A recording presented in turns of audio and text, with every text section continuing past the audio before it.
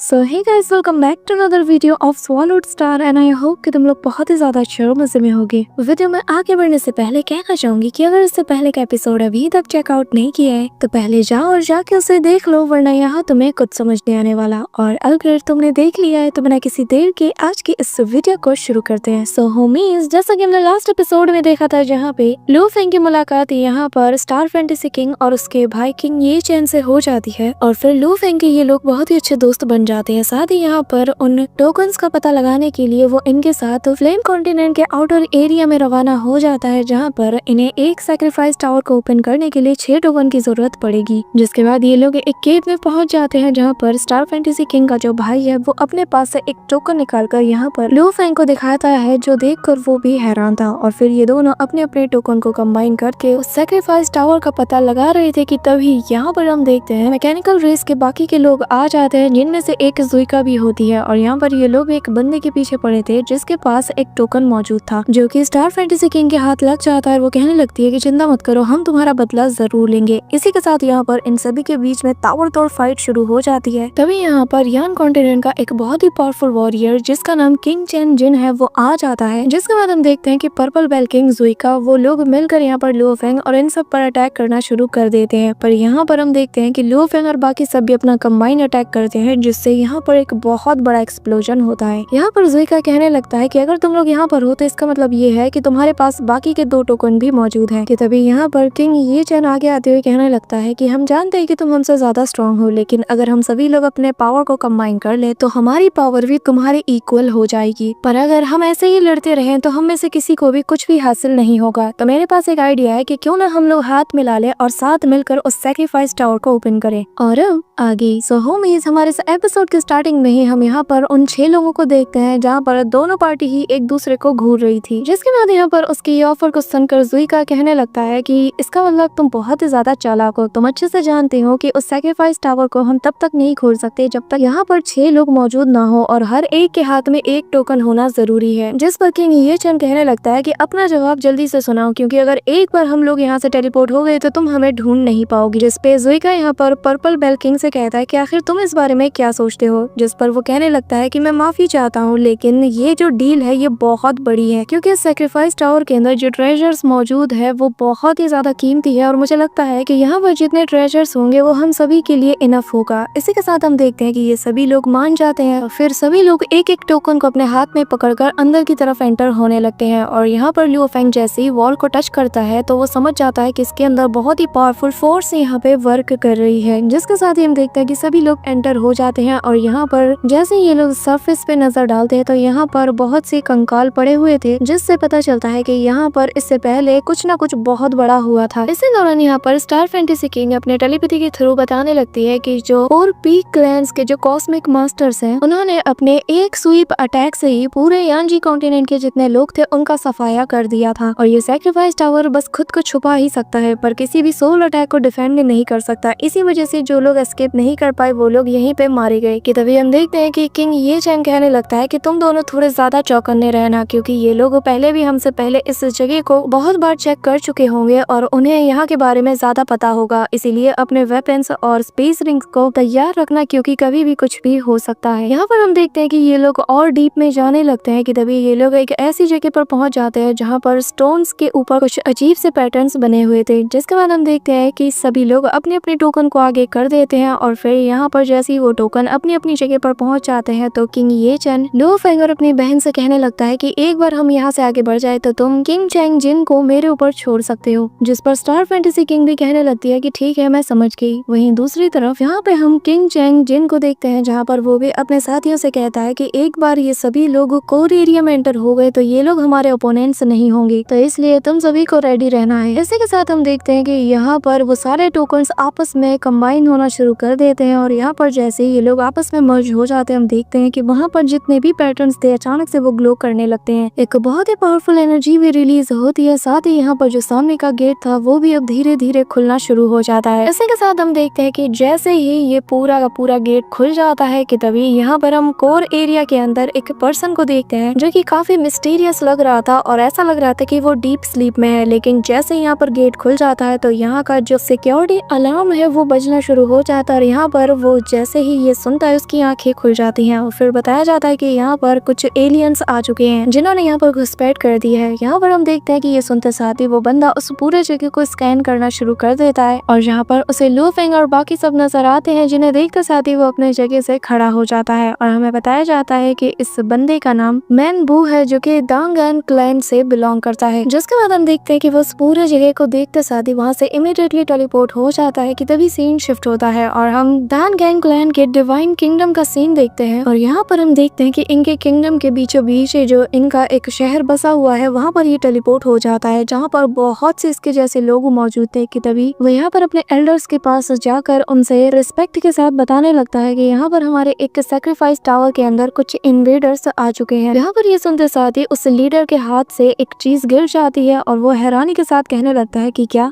हम देखते हैं कि बाकी सभी लोग शॉक्ड हो जाते हैं और फिर हमें इस क्लैन एल्डर का नाम बताया जाता है जिसका नाम होंग चीका है। यहाँ पर हम देखते हैं कि चीका उसके करीब जाकर कहने लगता है कि क्या तुम जो कह रहे हो वो सच है, जिस पर वो हाँ में जवाब देता है। जिसके बाद हम देखते हैं कि यहाँ पर उनका लीडर खुश हो जाता है, जिसके बाद वो यहाँ पर अपने सभी लोगों से कहने लगता है कि हमने इस मौके का इंतजार न जाने कब से किया, हम कब से यहाँ पर छुपे हुए हैं और अपनी पूरी स्पीशीज को यहाँ पर बचाए हुए हैं, पर अब लगता है कि हम बाहर जा सकते हैं। यहाँ पर हम देखते हैं कि चारों तरफ सभी लोगों में एक खुशी की लहर दौड़ जाती है कि तभी हम देखते हैं कि यहाँ पर जो इनका डिवाइन एल्डर होता है जिसका नाम ज़ेन चेन है, वो यहाँ पर बताने लगता है कि हमने सालों साल यहाँ पर रहकर रिप्रोडक्शन का काम किया है, लेकिन कभी भी हमारे बीच हमारा राजा पैदा नहीं हुआ, क्योंकि उस दिन जब उस बैटल में हम सभी लोग हार गए थे तो उसके बाद से ये जो सैक्रिफाइस टावर है इसके अंदर जो एक सीक्रेट रूम है जो कि इनहेरिटेंस रूम कहा जाता है, उसके अंदर हमारे क्लैन के कुछ सीक्रेट्स मौजूद है जिसे कि हम ऑब्टेन नहीं कर पाए। और अब जबकि ये लोग यहाँ पे आ चुके हैं तो उस टोकन के जरिए से जैसे ही वो उस इनहेरिटेंस रूम को ओपन करेंगे, हम दान गैंग क्लैन के लोग यानी कि यांजी क्लैन के लोग दोबारा से राइज करेंगे। यहाँ पर हम उसी बंदे को देखते हैं जो कि उसी टावर की तरफ देखे जा रहा था, इस उम्मीद के साथ कि ये लोग जल्द से जल्द बस उस रूम को ओपन कर दे। वहीं दूसरी तरफ सीन शिफ्ट होता है और यहाँ पर हम देखते हैं कि उनका जो गार्डियन होता है वो यहाँ पर अभी भी लुओ फेंग और बाकी सभी पर नजर रखे हुए था, जहाँ पर ये लोग किसी मेज टाइप की चीज में फंसे हुए थे और ये लोग लगातार आगे बढ़ रहे थे। और यहाँ पर यांजी क्लैन के जितने भी लोग थे वो सभी लोग अपनी नजरें जमाए इन्हीं को देख रहे थे। जिसके बाद यहाँ पर उनका लीडर कहने लगता है कि यहाँ पर टोटल 6 लोग हैं, जिनमें से कुछ ह्यूमंस और मैकेनिकल रेस के लोग भी मौजूद है। तभी दूसरा बंदा यहाँ पर कहने लगता है कि हाँ, और ये लोग देखने में बहुत ही ज्यादा डिफरेंट भी लग रहे हैं, मुझे नहीं लगता कि ये लोग इतने ज्यादा पावरफुल होंगे, तो अगर इनसे हमारा सामना होता है तो हम बहुत आसानी से जीत सकते हैं। यहाँ पर हम देखते हैं कि जो इनका लीडर होता है वो कहने लगता है कि इतना ज्यादा उत्साहित होने की जरूरत नहीं है, क्योंकि मुझे ये एलियन रेस के लोग बहुत ही ज्यादा पावरफुल लग रहे हैं, इन्हें हम हल्के में नहीं आंक सकते। और इस बैटल में वो लोग जिनकी स्ट्रेंथ बहुत ही कम है वो लोग पूरी तरीके से यूजलेस हैं। जिसके बाद वो एल्डर कहने लगता है कि पूरी और मैं यहाँ पर रुकेंगे, जिस पर वो बंदा भी बहुत ही रिस्पेक्ट के साथ कहने लगता है कि जैसा आप कहें। कि तभी यहाँ पर मैनबू की तरफ यहाँ पर इनका ये डिवाइन लॉर्ड चीका कहने लगता है कि मैनबू तुम जाओ और जाकर बाकी के जितने बीइंग्स हैं उन्हें जाकर इन्फॉर्म कर दो और बोल दो कि उन सभी को किंगडम ऑफ गॉड्स में ही रहना है। साथ ही उन्हें ये भी बता देना कि अगर इस ऑपरेशन में मुझे कुछ हो जाता है या कोई अनएक्सपेक्टेड चीज होती है तो तुम लोगों को मेरे बाद इस पूरे ट्राइब को तुम्हें ही इस पूरे ट्राइब को लीड करना होगा। यहाँ पर हम देखते हैं कि मैनबू इस पूरी बात को सुनकर बहुत ही ज्यादा शॉक था। वो कहने लगता है कि पर लीडर आखिर मैं ऐसा कैसे कर सकता हूँ। कभी हम देखते हैं कि यहाँ पर एल्डर और डिवाइन एल्डर दोनों ही उसके शोल्डर पे अपना हाथ रखते हुए कहने लगते हैं कि चिंता मत करो, हमें तुम पर पूरा यकीन है और चाहे जो हो जाए हमें यकीन है कि तुम हमारे क्लैन को हमसे भी बेहतर तरीके से लीड करोगे, इसलिए तुम्हें भले ही मंजूर ना हो लेकिन हमारे क्लैन की भलाई के लिए तुम्हें ये करना ही होगा। यहाँ पर हम देखते हैं कि मैनबू अपने दोनों एल्डर्स की बात मान लेता है, कहने लगता है कि ठीक है, मैं हमारे ट्राइब के लिए कुछ भी कर सकता हूँ। ये कहते साथ ही वो ना चाहते हुए भी वहाँ से जाने लगता है और तभी उसके सामने वो पोर्टल मौजूद होता है, जिससे वो जैसे ही क्रॉस करने वाला था कि तभी दोबारा से इनकी तरफ पलटते हुए कहता है कि एल्डर और डिवाइन एल्डर, आपको हर हाल में हम सभी के पास जिंदा वापस आना है, हम सभी आपका इंतजार कर रहे हैं। मैं कुछ नहीं जानता, आप लोग बस जिंदा वापस आओगे। जिस पर हम देखते हैं कि यहाँ पर जो डिवाइन लॉर्ड होता है वो कहने लगता है कि तुम चिंता मत करो, हम दोनों मिलकर उस इनहेरिटेंस वाले रूम में जाएंगे और हमारे क्लैन के जितने भी सीक्रेट्स हैं उन्हें लेकर ही वापस आएंगे, ये हमारा तुमसे वादा रहा। जो सुनकर हम देखते हैं कि यहाँ पर मैनबू थोड़ा खुश हो जाता है। इसके बाद वो उन्हें रिस्पेक्ट देते हुए यहाँ से चला जाता है। इसी के साथ यहाँ पर ये दोनों एल्डर्स